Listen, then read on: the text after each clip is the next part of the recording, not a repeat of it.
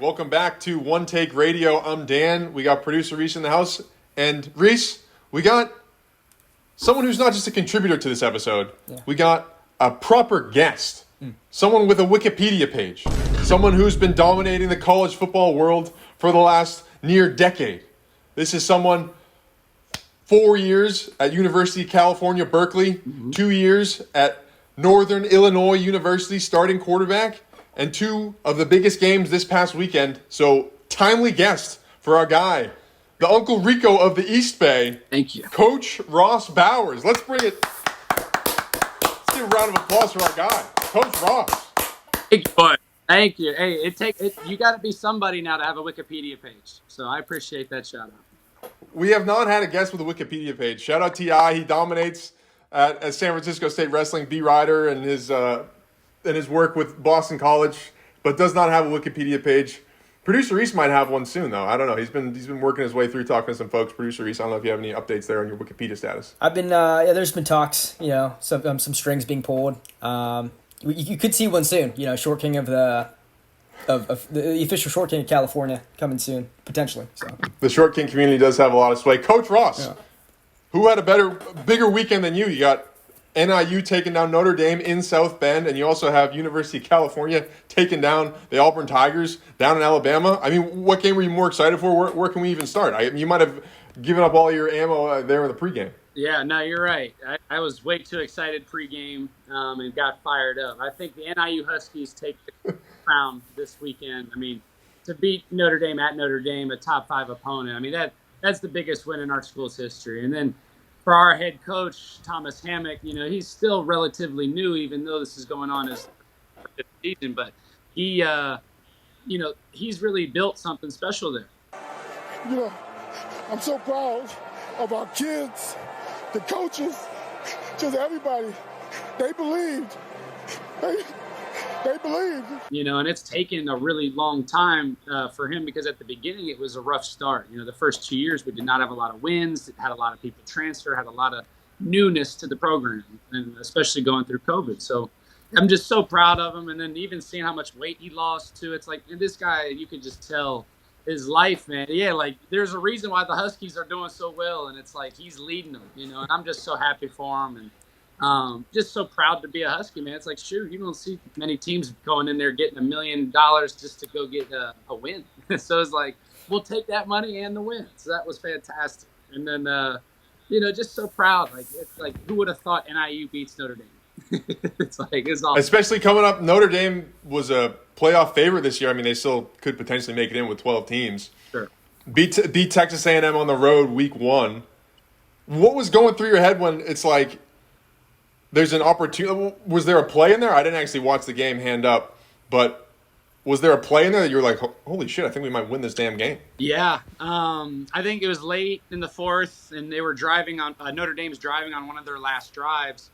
And their quarterback kind of just throws up, I don't want to say Hail Mary, but it was just a deep post and a double coverage. And you could just tell, like, that was like their last hurrah, it felt like. Right. And he kind of blew that chance. So it was like, I can't believe we were rolling at that point. So it was like, I thought we're going to definitely go down, get our field goal. And then for us to then block the last field goal again, we had 2 blocked field goals, so it's like, you could pinpoint a million plays, but I could really remember that interception that we got over the middle. It really felt like that was Notre Dame panicking, and we were in the driver's seat. So that was, I mean, come on. Like, it was too much fun. I was sitting in the Buffalo Wild Wings screaming my head off. Everybody's looking at me. Like, and it's just like, man, what a fun day. What a great day to be a Husky.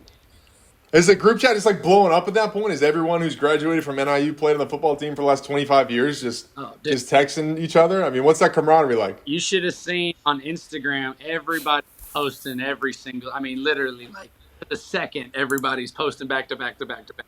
And we collect, we have a boneyard, and we'll collect a bone every time we go beat a top 5 or a Power 5 program, and then a big tradition for us too is we'll go play Grove Street by Waka Flocka in the locker room after every win. So it's like a boneyard victory at their place, and now we finally get to play the song, like, because they haven't had a chance to play that song much. Now they've won the last couple of years, and NIU's been back, which is great. But I think they still remember how hard losing is and how much it sucks. So it's like, it's just so cool to watch a team go from struggling to now all of a sudden the last couple of seasons just been awesome. And NIU's traditionally been awesome. So it's nice to see them getting back to where they should be. Can't get enough of that Maction, baby. And last thing on NIU, what does NIU have against these large Catholic schools? Taking out Boston College last year. Labor Day massacre. A lot of chaos in the streets. We got a chaos in the streets, producer Reese. That was We're my back fault. to recording. Dan. Sorry about back that. to recording. I'll blame you for that alarm that popped up on my phone there.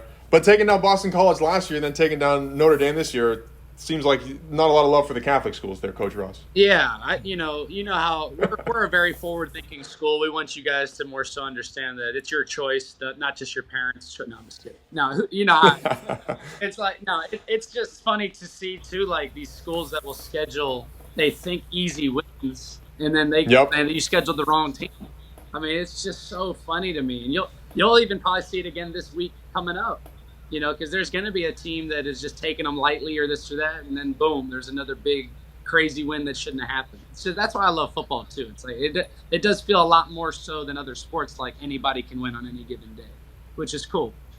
So, and with NIL, there's so much more, and the talent and the training has improved so much. Yeah. Probably even in the last 10, 15 years, like the talent gap has definitely decreased between those MAC schools and some of the, I guess, Big Four now conference schools and the bigger names. No, you're exactly right. And what's funny though, it's actually starting to turn back the other way in a way because of this portal and everybody's transferring, no penalty and this and that.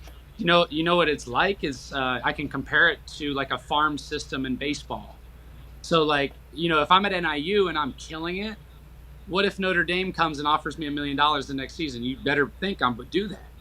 So it's like, that's been the hardest part for schools like NIU, a San Jose State, or even like a Cal, who does have a money and is in a big conference and this and that, but they're still always going to be little brother to the conferences that have a crazy amount of NIL money, or the schools, excuse me. And that's where I think, you got to tip your cap, especially to NIU, because all their players are getting poached, So it's like for them to keep all their players, one, and I knew a lot of those guys, like a lot of those kids were freshmen. What's funny is 4 of the starting 5 of the O linemen were freshmen when I was there.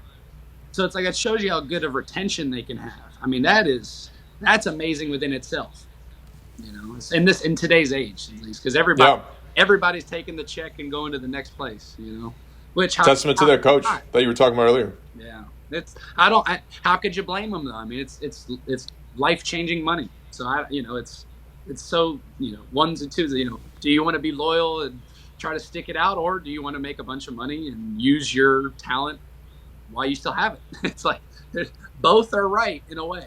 So, do you feel like you should have been born 5-6 years later and be in the midst of that now? Oh, man, and I wasn't a great player, but I would have great moments. So I was like, dude, imagine if like the flip phone was still big. I could have been the flip phone guy because I was a flip guy. It's like, come on, I could have done something. Yeah, it's like it could have done something there for sure. But yeah, Producer Reese, for context, when we went out and met Coach Ross, what was that? Almost 2 months ago now, or maybe a month and a half ago. Yeah. I didn't really know much about Coach Ross at all. I just kind of showed up. I was like, I'm going to dominate a few high school kids. Dominate this guy, Coach Ross, thinks he's Uncle Rico.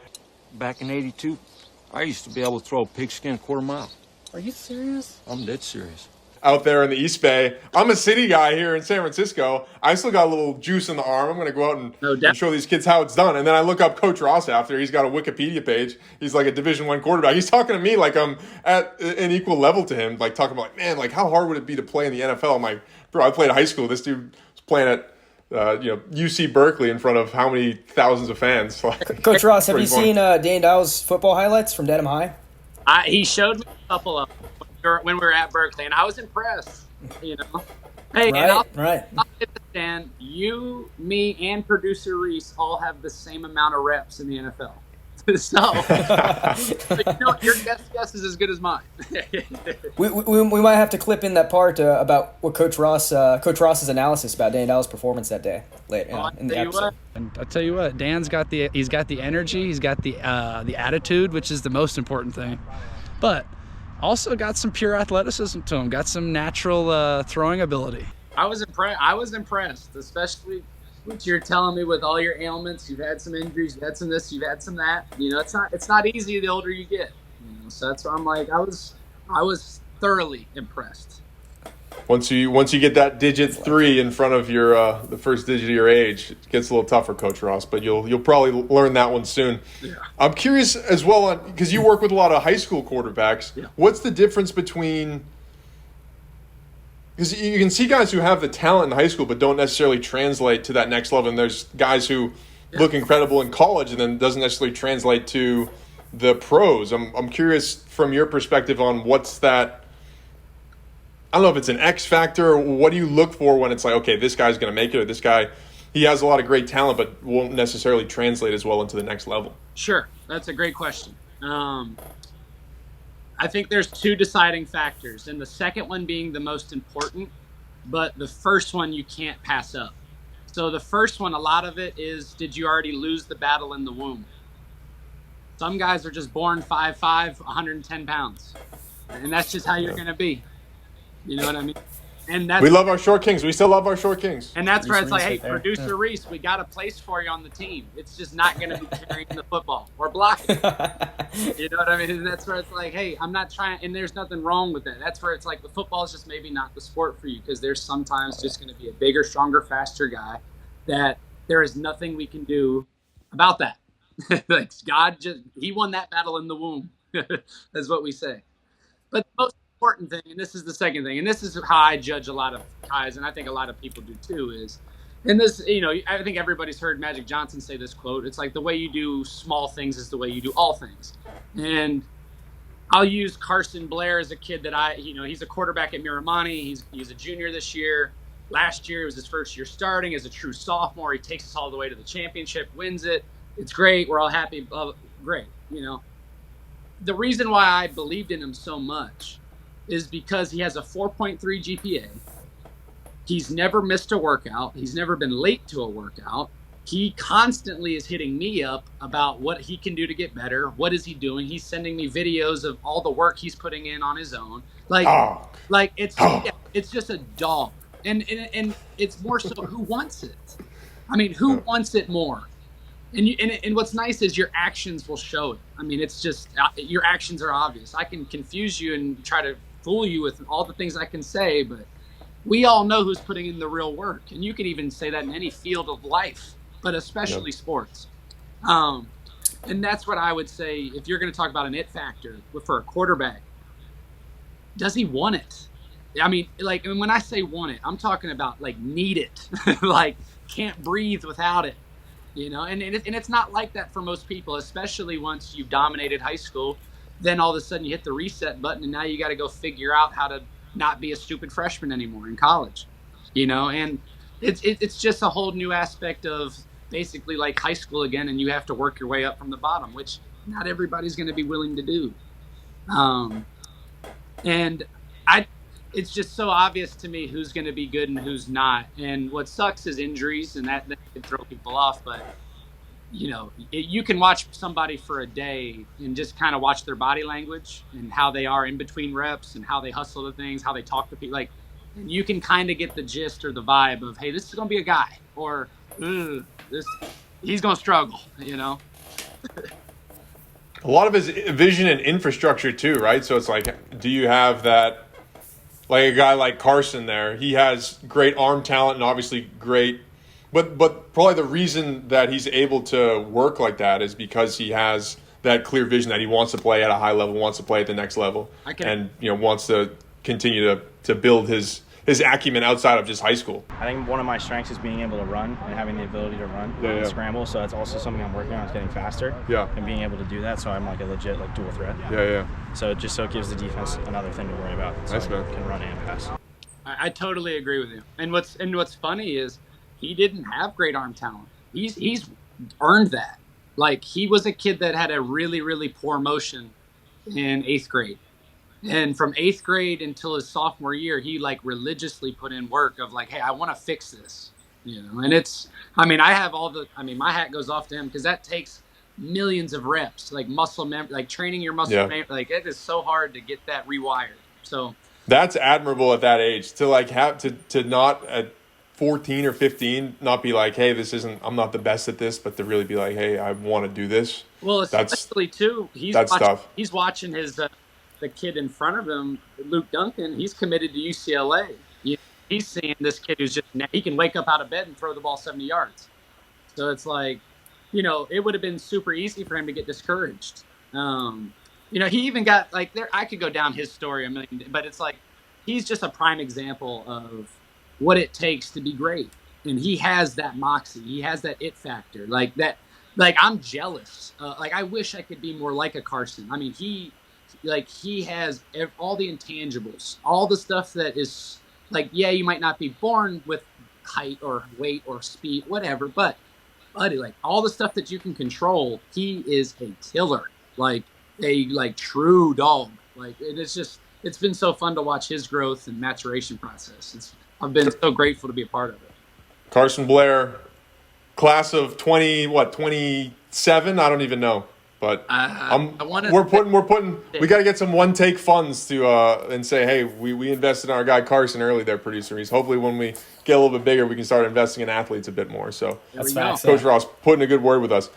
You had a couple college and/or NFL picks coming into this weekend, Coach Ross. I did. I wanted to prepare from the expert himself. We might have to clip in a little bit of a montage style music here for Coach Ross. Maybe a little bit different than what our guy Ti gets, producer Reese. We'll see what happens post production. Yep. But a little picks with Coach Ross.